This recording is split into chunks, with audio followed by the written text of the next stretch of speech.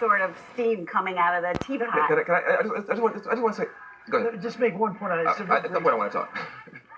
You're speaking for people who, I hate to say it, are the elites in our culture. Oh, You're please don't say that. I shouldn't have let you talk. Can I say something? You can insult us in a minute. I want to brag on these people for 1 second, if you don't mind, Senator. Please. Well, let me make a real quick point. Okay. When you talk about the president and how tough he is, and how you're talking to people who watch CNN, who watch the news, it's not who true. are constantly in there. Most people are living their lives and not really paying attention. That's not true. But he lost by 4 million votes. Tone is not as important for them. Policies that affect their lives are more. Of course, but I'm going to talk. I don't like what you're saying. I don't like that, and I think we're going in the wrong direction. The tone mattered to my children, and my children are not elite. Listen, this was. I think that the big mistake that the Trump administration made, for all the good that they did on criminal justice and opportunity zones and other stuff that I was proud of them for, is that they failed to understand that, yeah, actions speak louder than words if you're a normal person. But when you're the president of the United States, your words speak louder than your actions. And his words every day made America a nastier place and a more toxic place. And what you're seeing here is, this is not just coming for today. The politics of joy as a weapon.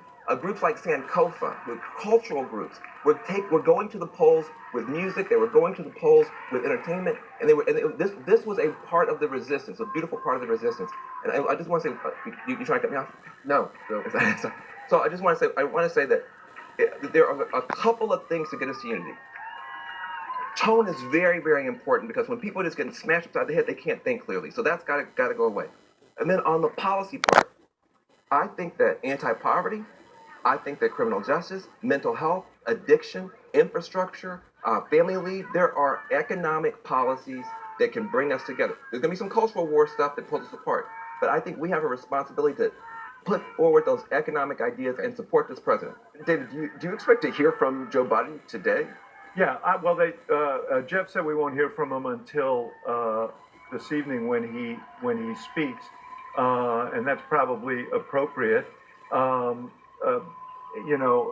I think the reason they sent the messages out they did was as a placeholder until he speaks to the country. But I just wanted to Rick's point, I think you're wrong about this. I think there were some portion of people who agreed with Donald Trump on policy, but simply couldn't tolerate the way he behaved and the way he treated people. Gloria used the word exhaustion. I heard that word out, in focus groups, and I just heard it used so often. It was a chore because you had to wake up every day wondering about the tweet or the tantrum or the fight that was going to happen that day. And it was wearing on people. And even some people who were inclined to support Donald Trump on policy just could not tolerate it.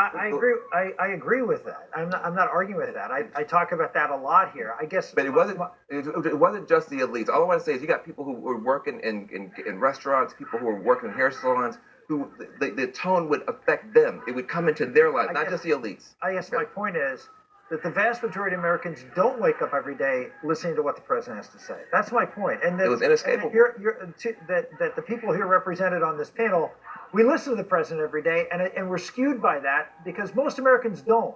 And I'm just saying, most Americans are much more concerned, not that they liked what the president was saying. I'm not saying they liked what the president was saying, but I'm saying that they're less concerned about that than they are about the policies that happen. Let's the profound misunderstanding on on your a part. little bit later, just in terms of what you expect to see happening today from Biden, from Kamala Harris. I think that they've gotten a head start.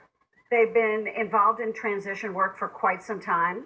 I don't know whether he's going to announce who's going to be in his. I just am hearing from somebody on the campaign. Hold on.